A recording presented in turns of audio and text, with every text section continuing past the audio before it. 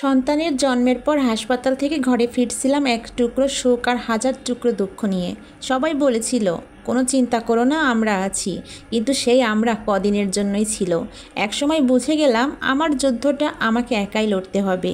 রাত 2টায় সন্তান কাঁদছে, সেই সাথে আমিও তার সাথে কেঁদেছি।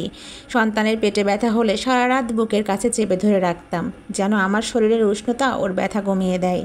আমার নিজের জ্বর এসেছে 102, তবুও সন্তানের জন্য রাত 3টার সময় দুধ গরম করেছি। কেউ এসে বলেনি তুমি বিশ্রাম নাও, আমি দেখছি। শুধু একাই নিজের শরীরের ব্যথা গিলে নিয়েছি। কখনো কখনো মনে হয়েছে এই দুনিয়ায় আমি একেবারেই একা। এমনকি বাজারে গিয়ে শিশু ডায়াপার কিনতেও বাচ্চাকে কোলে নিয়ে বের হয়েছি। রোদ বৃষ্টি কিছুই থামাতে পারেনি।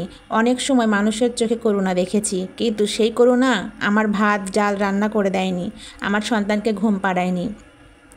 খাওয়ার সময় হয়নি, কিন্তু সন্তানের খিদে পেয়েছে, তখন নিজের ক্ষুধা ভুলে তার মুখে খাবার তুলে দিয়েছি। বাচ্চা ঘুমালে আমি রান্না করেছি, কাপড় ধুয়েছি, কারণ জানতাম জেগে গেলে আর সুযোগ পাবো না। সবচেয়ে কষ্ট হয় যখন কেউ বলে তুমি তো ঘরেই বসে আছো, কি কষ্ট তোমার। তারা জানে না এই ঘরে বসে থাকা মানে সারাদিন যুদ্ধ করা, রান্না করা, বাচ্চা, নিজের অসুস্থ শরীরে সব একসাথে সামলানো। আজ আমার সন্তান যখন হাসে, খেলে, মিষ্টি করে ডাকে, আমার চোখ একদম ভিজে যায়, কারণ আমি জানি সেই হাসির পেছনে আমার শত শত রাতের ঘুম, আমার সব ক্ষুধা তৃষ্ণা, আমার নীরব কান্না জমে আছে। হয়তো দাদি নানি থাকলে আমি একটু বিশ্রাম পেতাম, কিন্তু কেউ বলতো তুমি একটু বসো, আমি সামলাই, কিন্তু ভাগ্য আমাকে এই সুযোগ দেয়নি। আমি একা, কিন্তু ভেঙে পড়িনি। আমার সন্তানই আমার সবচেয়ে বড় জয়। যদি এই জয়ের দাম আমি দিয়েছি নিজের শরীর, নিজের মন, নিজের সব আনন্দ হারিয়ে।